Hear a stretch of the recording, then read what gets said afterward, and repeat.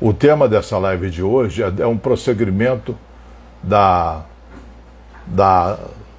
terça-feira, que foi amor próprio. O assunto é muito importante e vamos ver mais coisas a respeito do amor próprio. É mais importante do que, como eu falei, do que a autoestima. Porque a autoestima depende de algo, ela é um pouco fluida, volúvel. Depende muito do nosso desempenho em certas ocasiões e às vezes não funciona bem. Você faz uma coisa errada, aí a tua autoestima cai. Você faz a coisa certa, ela sobe. Já o amor próprio é uma coisa mais estável, independente do teu desempenho. E a autoestima, o amor próprio é um pilar para a autoestima. Valorize as suas ideias e valorize também suas decisões. Outra dica para você se amar é desenvolver a capacidade de dizer o que você pensa. Contanto que você mantenha boas maneiras e seja gentil, você pode se expressar exatamente como deseja. Você não precisa... Você pode expressar tudo sem ser agressiva com as pessoas. Eu sinto isso, eu sinto aquilo, não gosto disso que você faz. Quando você faz isso, você não está ofendendo ninguém. Ou eu me sinto mal, ou eu me sinto bem. Eu prefiro outra coisa. Você tem toda a liberdade de expressar seus sentimentos, desde que, claro, respeite o direito dos outros de não serem ofendidos. Suas opiniões são suas e de nenhuma mais outra pessoa. Não dê razão aos outros para agradá-los, puxar o saco. Ah, você tem razão, quando você não sente que ela tem razão. Não traia suas ideias ou deixe suas verdades. Deixa eu fazer um parênteses aqui. Parênteses não, dar uma explicação mais profunda quanto a isso. Existe uma coisa que se chama dissonância cognitiva em psicologia, mas não se assustem com o nome não, que não é tão complicado não. Dissonância cognitiva é quando você pensa uma coisa e faz outra, ou fala outra. Eu peço alguma coisa a você, por exemplo, você diz, eu não quero fazer isso, mas acaba fazendo. Dentro de si, essa contradição pesa, parece que alguma coisa se rompeu, e isso se chama dissonância cognitiva. Uma defasagem entre o que você pensa ou aquilo que você diz ou o que você faz. Essa dissonância cognitiva, ela vai te deixando desconfortável consigo mesma. Você vai engolindo sapos. Isso não é bom. O oposto de dissonância é harmonia ou consonância. Quando você diz uma coisa, não é para... vou te dar razão, mas eu não acho que você tem razão, né? Você dá razão para a pessoa, mas no fundo você acha que ela não tem razão. Isso é uma dissonância cognitiva. Há uma falta de harmonia, uma falta de sincronia entre o que você diz e o que você faz. Então, por favor, mantenha isso numa linha estável. Você vai ficar em paz. Quando você tomar boas decisões, se dê os parabéns. Não se deixe incomodar pelos seus erros. Por quê? Porque todo mundo comete erro. E isso só confirma que somos seres humanos. E além disso, os erros são úteis, porque nós podemos aprender com eles. Não hesite, então, em se parabenizar quando fizer as coisas certas. E não se repreenda quando não conseguir. Tem uma participante aqui, foi a Lúcia, que lá no curso do Flamengo eu dei dicas parecidas sobre isso, sobre esse assunto, e ela botou em prática, e ela disse que melhorou bastante. Lúcia, você pode confirmar ou não confirmar isto? Que você passou a fazer um balanço das coisas positivas que você fazia durante o dia, antes de dormir, você fazia esse balanço e você passou a se sentir melhor contigo? Para dar exemplo para os outros participantes aqui.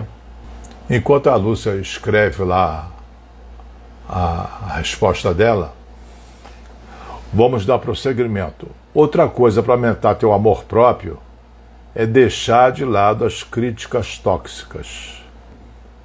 A Lúcia já escreveu a resposta dela, disse que foi uma experiência, ou é uma experiência excelente. Faça um balanço das coisas que você fez certa durante o dia, porque você fica normalmente remoendo aquilo que você não fez de certo, que também é discutível, mas você fica remoendo aquilo. Isso daí baixa teu amor próprio. Quando você reconhece que você faz coisas certas, você começa a manter ou elevar teu amor próprio.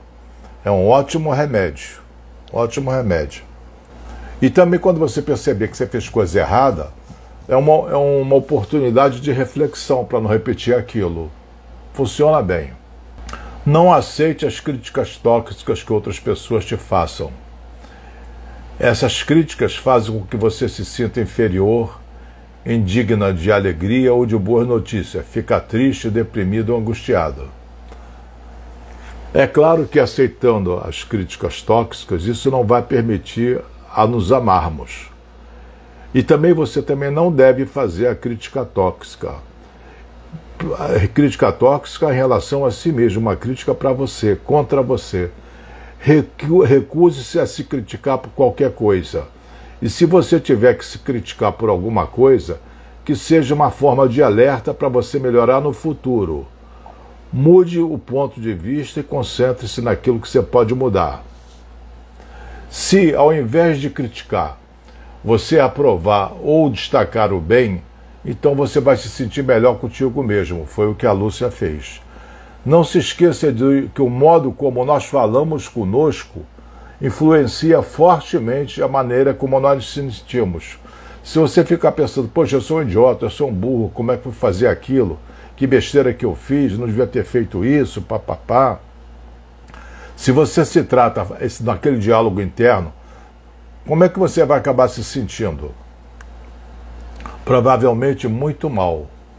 Um orador motivacional dos Estados Unidos, Zig Ziglar, o nome dele, ele disse: a pessoa mais influenciável com a qual você falará todos os dias é você mesmo. Tenha cuidado então com as coisas que você diz para si mesmo. A Bernadette pergunta se críticas políticas entram no assunto. Não, Bernadette, é uma crítica que você recebe dos outros ou uma crítica que você faz a si mesma. Não é uma crítica política. Tem a ver só contigo. O tema aqui é amor próprio. Eu não gosto do presidente, eu gosto do presidente, não tem nada a ver contigo.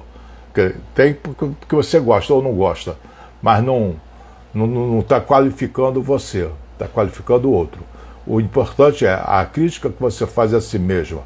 Ela é positiva no sentido de permitir se corrigir ou ela é só depreciativa? Outra dica para o amor próprio: diga adeus aos seus medos.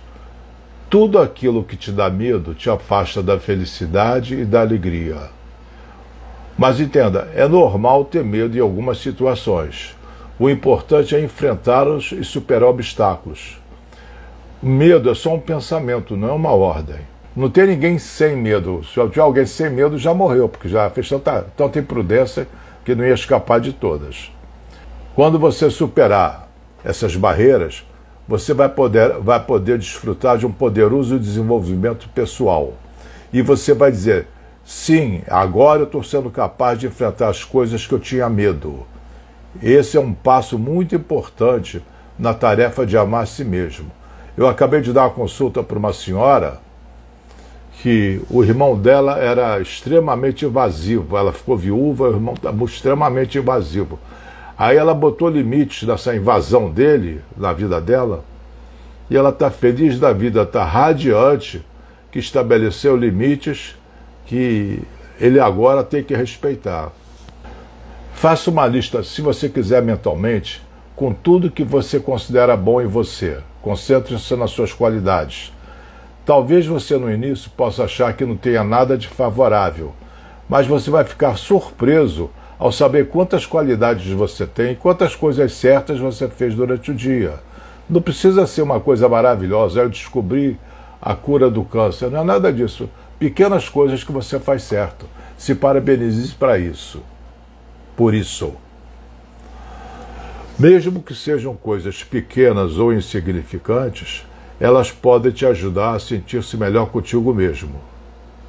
Se você olhar para as suas virtudes, nas coisas que você fez bem na vida e nos seus pequenos triunfos diários, então você vai se sentir mais feliz consigo mesmo. Dica de ouro para manter o amor próprio, porque o contrário dela é terrível. comparação. Não se compare. A comparação é um ato de violência contra si mesmo. As pessoas que têm uma autoestima elevada não precisam se comparar às outras. Elas não fazem isso. Elas estão felizes consigo mesmo e não tentam ser melhores do que ninguém, nem piores. Os outros são os outros, ela não se compara. O sentimento de superioridade ou inferioridade em relação a alguém é sempre, gente, uma ilusão do ego. Você não é superior, você também não é inferior. Quem se conhece não se compara. E eu acredito que a maioria das pessoas, acredito não, tenho certeza, vive se comparando. Isso daí atrapalha muito a autoestima, o amor próprio. Isso só leva também à infelicidade e a sentimentos de inferioridade. É claro que os outros são melhores do que nós em muitas coisas, mas também nós somos superiores aos outros em vários outros aspectos. Com seus pontos fortes e suas virtudes, você é único e não pode se comparar com as pessoas que estão ao seu redor, exceto se você levar essas pessoas ou tomar essas pessoas como um exemplo para você melhorar a cada dia. Não, a pessoa faz isso bem, eu também posso fazer, eu vou agir mais ou menos como ele e vou fazer isso que ela faz para melhorar. Não se esqueça, você vale muito mais do que você pensa. Você é importante para os seus amigos, para a sua família. Para eles, você não pode ser substituído por mais ninguém. E você deveria pensar a si mesmo sobre teu próprio respeito. Amar a si mesmo, gente, é uma tarefa que requer muita concentração e muito entusiasmo. Também precisa de alguma disciplina e muita paciência. Isso não é construído de um dia para o outro, é construído aos poucos. Agora, um grande obstáculo para o amor próprio é viver em função do passado, não conseguir superá-lo. Antes de entrar nesse tema, vou ver que a Elizabeth disse o seguinte, pergunta ela, como se comportar perto de pessoas que se acham dona da verdade acima do bem e do mal? Olha, eu olho com essas pessoas com uma certa dose de pena, porque por trás dessa máscara de dona da verdade, acima do bem e do mal, eu vejo uma pessoa insegura. Porque se ela fosse segura, precisava provar alguma coisa, se achar tal, a última bolacha do pacote, última Coca-Cola do deserto, não vejo muito com maus olhos, não, eu vejo com pena. A Lúcia pergunta, como conviver com característica que nós não gostamos em nós mesmos e não conseguimos mudar? Lúcia, se for comportamento é mutável, pode ser um pouco mais difícil. Se não for mutável, ou se você não consegue mudar, aceita que você não consegue mudar, mas não vai desistir, você pode trabalhar para mudar enquanto tiver forças. Não precisa se depreciar porque você tem características que maculam uma imagem de perfeição. Você é humana, você não é perfeita. Então a característica é ruim dependendo do ponto de vista. Sabe? Nada é bom ou mal em si mesmo, depende do julgamento que as pessoas façam. Aquela característica que você acha ruim não é necessariamente ruim. Em última análise, você pode mudar a tua perspectiva, teu olhar sobre essa característica. Mas você recomendo trabalhar para mudar. Se não conseguir mudar, aceita que você não consegue mudar. E que daí? Você vai ser presa, vai ser fuzilada? O que vai acontecer por causa dessa característica? Você não é perfeita. Então eu estava falando do passado.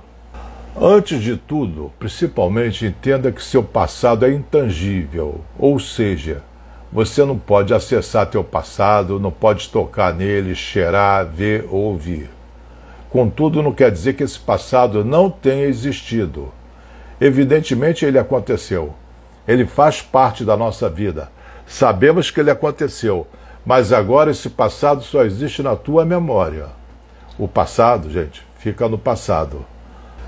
Não se trata de renunciar ao passado, mas evitar que ele se converta numa amarra, num peso, num lastro que te paralisa e te incomoda e te impede de aproveitar o momento presente. O passado passou, mas não vai viver prisioneira, refém desse passado. Sentir a necessidade de viver no passado é um comportamento muito pouco recomendável para o nosso desenvolvimento pessoal. Você não pode mudar o passado, mas pode mudar a maneira como você compreende o seu passado. Você pode ressignificar sua opinião sobre o seu passado. A Kátia diz que é uma dica de ouro se desvincular do passado. Sim, o passado foi uma lição, mas não é uma prisão perpétua. Passou. A Lídia pergunta, como ser tolerante com alguém intolerante? Está me lembrando o slogan que eu brincava, disse, vamos, morte aos intolerantes. O máximo de intolerância seria esse, né? A pessoa não tem o direito de ser o que ela é, Lídia. Intolerante, ela não tem o direito de ser intolerante? Que seja intolerante, de preferência longe de você. Você não vai mudá-la, esquece isso. Mas você não precisa conviver com ela. A Kátia me lembra, sempre com muita inteligência, que ela não é responsável sobre nada do que ela disse há mais de 24 horas. Eu gosto muito dessa afirmação dela, da Kátia. Muito boa. Então, Lídia, você está sendo intolerante com o intolerante. Aceita que a pessoa seja intolerante. Desista da ideia de mudá-la. Mas você não precisa conviver com ela se isso te desagrada. O passado só serve para a gente aprender com ele, não para a gente se identificar com ele. O passado passou. Por exemplo, quando cometemos um erro, mas aprendemos a lição, estamos usando o passado para não repetir esse mesmo erro indefinidamente. Por outro lado, se nos identificarmos com o erro, ele vai se transformar em culpa. Ah, eu errei, eu sou uma pessoa errada. Aí começa a sentir culpa. Não é legal. A Hilda diz, tem muita coisa boa no passado esquecida, mas lembramos mais dos momentos que gostaríamos que tivesse sido melhor. Gostaríamos, não é futuro do pretérito? Você pode mudar o passado, Hilda? Não dá para mudar. O passado está definitivamente fechado. Você pode aprender com a experiência, mas não pode reformular nada.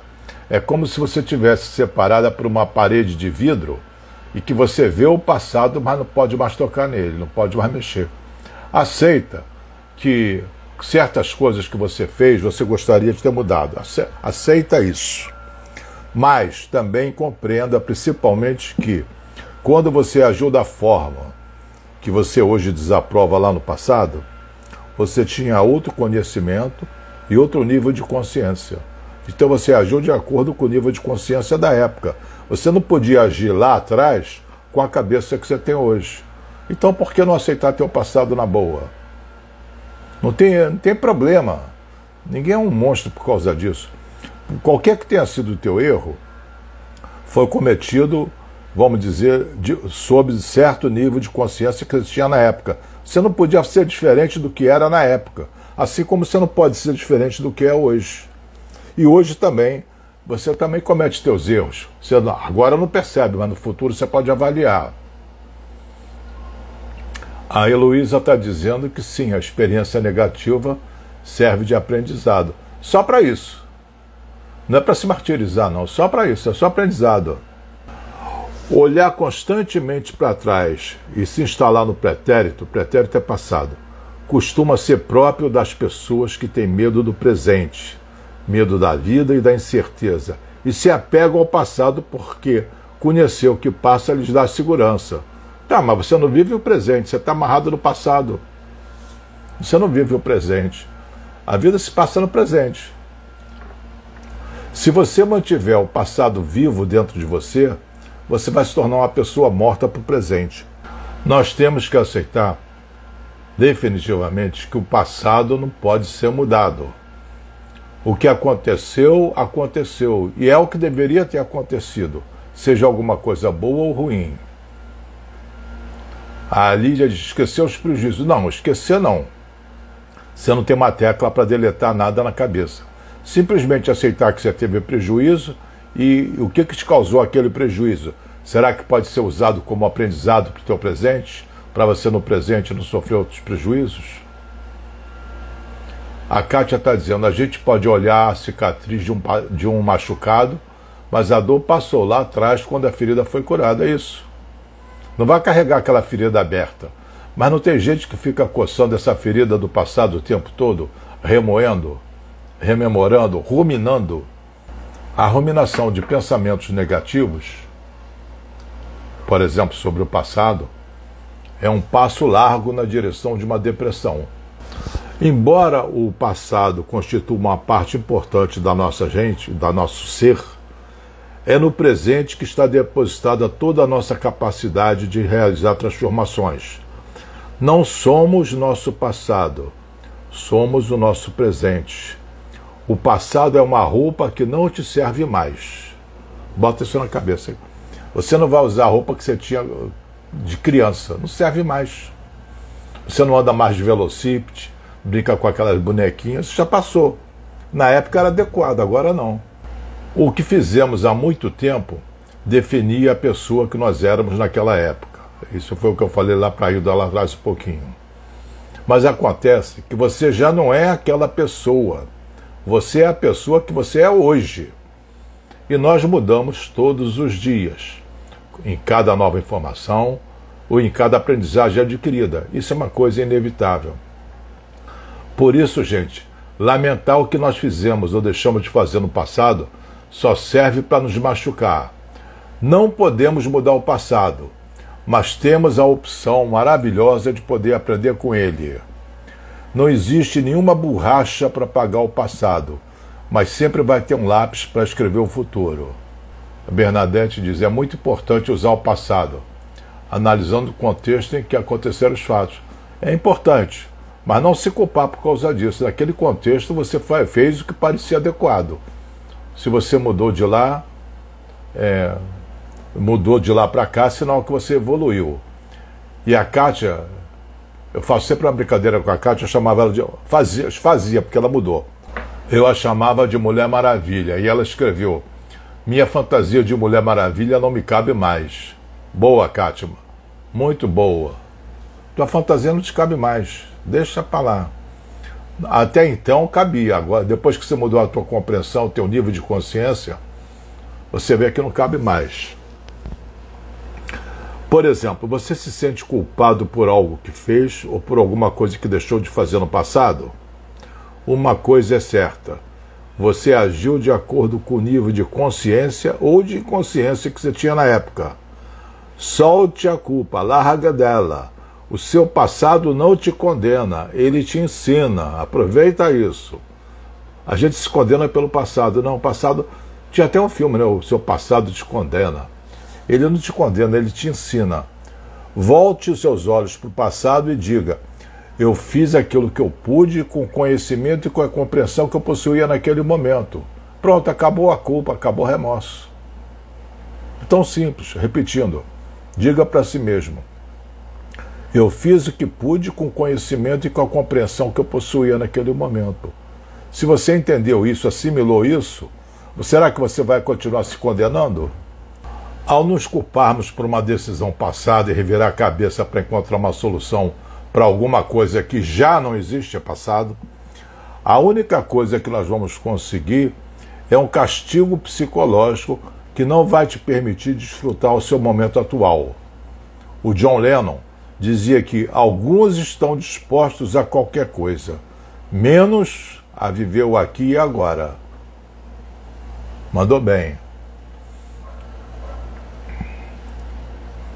Se você pensar assim, eu me perdoo por todos os meus erros do meu passado e me liberto nesse momento de todo e qualquer sentimento de culpa. Eu sei que sou um ser em eterna evolução, em constante evolução. Será que você vai se sentir culpado? Ou seja, eu me liberto, me perdoo de todo e qualquer sentimento de culpa. Eu sei que eu sou um ser em constante evolução. Por que ficar culpado? Se você evoluiu, você não é mais aquela pessoa. É como se outra pessoa tivesse cometido o erro. Não estou falando que se te isenta da lei. Se atropelou alguém, bateu uma pessoa, qualquer coisa que você fez, a lei está lá. Mas você ficar se punindo não tem muita muito mérito, nenhum mérito. A Heloísa diz que grande John Lennon, um filósofo excepcional, ele pensava bem algumas coisas assim. O passado, gente, é um lugar de referência e não de residência. Tem muita gente que tem um grande passado pela frente, vive amarrado ao passado. É um grande passado pela frente. Portanto, quando você perceber que seus pensamentos contêm um isto deveria ter sido assim, ou isso não deveria ter acontecido, faça com que a tua cabeça mude de direção para o seguinte pensamento: isso é o que está acontecendo agora, e é assim que deve ser. Ou então, é isso que está no prato, portanto é isso que eu devo comer. Esse exercício, se for praticado de uma forma consciente, vai fazer com que você se habitue a não insistir de mudar o que já aconteceu, porque é imutável. O que aconteceu era para ter acontecido, tanto é que aconteceu. Nós vivemos assim a vida que julgamos viver, olhando para aquela que nós gostaríamos de estar vivendo. Esse cenário tem tudo de destruidor, gerador de infelicidade, porque você corre o risco de cair na vitimização, na vergonha e outros sentimentos negativos. Você fala assim: poxa, eu gostaria de estar vivendo de outro jeito, e não está. Você se sente vítima. E daí abre as portas para sentimentos negativos. A Lídia pergunta: viver lembrando que podia ter feito é diferente, é um apego? Olha, é uma bobagem, não é um apego não. Você podia ter feito qualquer coisa, mas não fez. Fez o que você fez. Como é que você vai mudar o passado, Lídia? Não tem. Aceita isso. Fez o que pareceu melhor naquele momento e bola, vida que segue, o mundo não para. Agora ficar remoendo isso não é apego não, é bobagem mesmo. É bobagem porque é inútil. Se você está arrependida, se você sente remorso ou culpa, perceba que você teve seus motivos para agir da maneira que hoje você considera que causou problemas. Lembre-se que você estava num lugar diferente da tua vida. Naquele momento, as circunstâncias da sua consciência e seu nível de... as circunstâncias da sua vida e seu nível de consciência eram diferentes, bem diferentes do que são agora. Não brigue com o passado. Naquela época você não sabia as coisas que sabe agora. O Shakespeare disse: lamentar uma dor passada é criar outra dor no presente. E pensa bem, quantas dores você cria desnecessariamente em função do passado. A Lúcia diz: o pior é quando a gente acha que o outro podia ter agido diferente com você. Podia. Você podia ter agido diferente com ele, podia ter matado ele, podia qualquer coisa. Mas não foi. O que aconteceu de fato? Tal coisa. Ficar ruminando o que poderia ter sido diferente é um loop sem fim. Tudo poderia ser diferente. Esse futuro do pretérito é terrível, Lúcia. Eu poderia ter escolhido outra profissão, não poderia? Poderia. Mas o futuro do pretérito, você quer voltar atrás, e naquele passado está um belo arco-íris aqui na minha frente da janela, tá? Beleza. Não sei se vocês estão vendo aí, bom, tem gente de todos os lugares, mas tem um arco-íris lindo aqui. Futuro do pretérito que eu estava falando. No passado, você poderia ter criado um outro futuro, mas isso é ruminação, não tem sentido. Foi o que foi, não tem como voltar atrás. A impossibilidade de superar o passado nos prende em cenários imaginários, como a Lúcia está mencionando aí, e no reino do mas se eu tivesse feito. É possível que isso nos leve a ruminações longas e eternas. Fantasiamos, então, sobre outros resultados possíveis. Ficamos imaginando uma vida na qual aquilo não aconteceu. E, no final das contas, estamos no mesmo lugar, com a agravante de agora estarmos diante de uma frustração mais forte e renovada. Faça as pazes com o seu passado. Só assim ele não vai atrapalhar seu presente. A Patrícia pergunta se esses pensamentos repetitivos do passado é patológico. Olha, é difícil responder isso, mas não te conduz a nada de bom. A Lúcia Garganta está querendo me dar uma saia justa, Lúcia. Boa. Doutor, e quando alguém mata outra pessoa, o senhor acha que não será culpado? Não, eu acho que ele será responsável. Não estou dizendo que deva ser inocentado. Tem uma lei que proíbe matar. Essa lei tem que ser cumprida. Agora, ele não deve se matar porque matou alguém. Naquele momento que ele matou, ele agiu de acordo com o nível de consciência dele. Ele cometeu um crime que estava previsto na lei. Portanto, ele é responsável. Se eu estivesse mencionando isso, como você possa ter entendido, a gente liberou geral, vamos sair matando todo mundo. Não é isso, não. Embora você não seja culpada, você é responsável. Explicando a diferença entre culpado e responsável. Culpado é quando você se julga uma pessoa má por ter feito algo que você considera mal. Isso é a pessoa culpada. Você está condenando todo o teu ser, toda a tua pessoa. Isso é o culpado. Arrependimento é o seguinte: aquele ato que eu cometi no passado, hoje eu desaprovo. Eu não cometeria aquele ato novamente. Isso é arrependimento. Você está condenando o ato, não a pessoa que cometeu o ato, que no caso seria você. A Lídia diz que é muito rápida em perceber, sou muito rápido em perceber o que sofro dos outros, mas muito vagarosa para perceber o que os outros sofrem de mim. Todo mundo é assim, Lídia. Porque às vezes você faz coisas sem a intenção de magoar as pessoas. Você não sabe como ela vai reagir àquilo que você fez. A Kátia diz: foi bem complicado deixar minha fantasia de Mulher Maravilha para trás, mas usei todos os recursos que pude para conseguir. Fiz umas flores de crochê e emendei com paciência e determinação. Isso. Você fica muito mais bonita com essas flores de crochê do que com a roupa de Mulher Maravilha. E ela continua: quando eu terminei o trabalho, a fantasia se tornou desnecessária, incômoda. Isso mesmo, Kátia. Sempre foi incômoda, você não tinha se dado conta. Na verdade, essa roupa de Mulher Maravilha é uma atitude das mulheres. Os homens também fazem, mas eu não vou dizer que é Mulher Maravilha. O homem ele vai me bater. É uma atitude de ilusão de onipotência. Eu posso tudo. Aí começa a querer resolver a vida dos outros, se mete em tudo, se sacrifica pelos outros, achando que pode tudo. Na verdade, não pode tudo. Nós podemos muito pouco. Então, quando eu chamava ela de Mulher Maravilha, é que ela mergulhava de cabeça para ajudar os outros, achando que sempre poderia. Mas isso é uma ilusão. Está muito fora do nosso alcance. Ao conseguir superar os eventos negativos do seu passado, será possível você retirar deles algum valor, algum aprendizado para a sua vida atual. Em psicologia, nós chamamos esse tipo de fenômeno ou de comportamento crescimento pós-traumático. O Rony, meu filho, está perguntando: super-homem?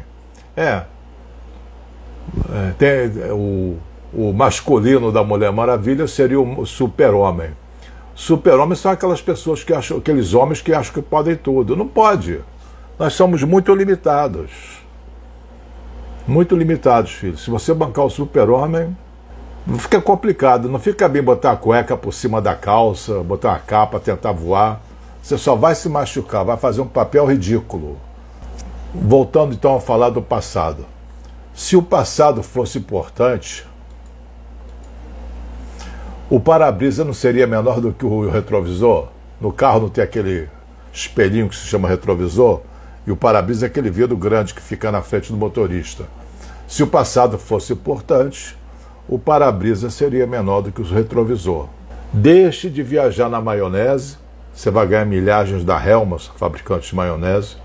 Deixe de viajar na maionese, deixe de viajar ao passado para tentar corrigir o impossível.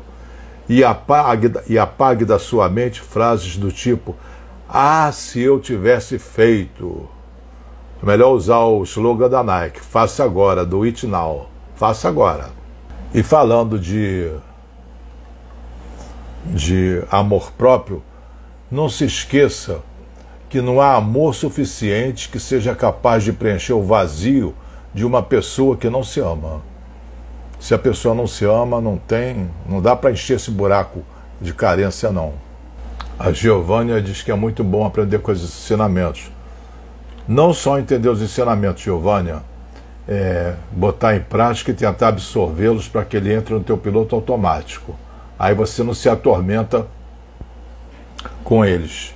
Você se liberta do peso do passado. Esse passado é uma âncora que não permite você nadar no presente. A Giovânia diz, então o grande segredo é nos amar. Sim, mas como nos amar? Eu vou me amar. Não basta. Tem que praticar essas coisas que eu estou recomendando. A Kátia pede para que eu fale um pouco sobre a impossibilidade de preencher o buraco da carência alheia. Escuta, só a própria pessoa pode resolver isso. Se a carência é alheia, só ela pode resolver. Você, querendo resolver a carência alheia, está botando a roupa da Mulher Maravilha outra vez. Não dá. Trate ela bem, estimule na medida do possível, mas a carência é dela, ela que vai ter que resolver. A Heloísa afirma, com razão, que só quando nos amamos é que podemos amar os outros eficazmente. Claro, se eu sou pobre, eu posso dar dinheiro para alguém? Não posso. É a mesma coisa, se eu não tenho amor por mim, como é que eu vou transbordar esse amor para os outros? Eu posso fingir, posso simular, mas não é uma coisa sincera. A Ívria esnobando em inglês. Ó. Tem a Bernadette, que é professora de inglês, a Ívria está dando a dela. Love is all. Amor é tudo. Mas não é amor piegas não, Ívria.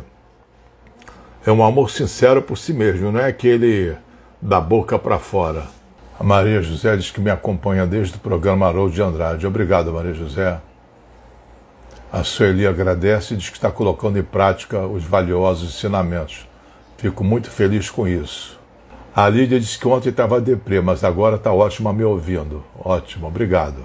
Então, pessoal, vamos fechar a nossa live de hoje, desejando a vocês um bom fim de semana. Se cuidem muito bem, porque o vírus está aí a toda. A expectativa é de 3.000 mortes por dia. Eu não estou sendo pessimista. Eu estou sendo informativo, aconselhando cautela. Então, se cuidem todos muito bem e fiquem todos na paz.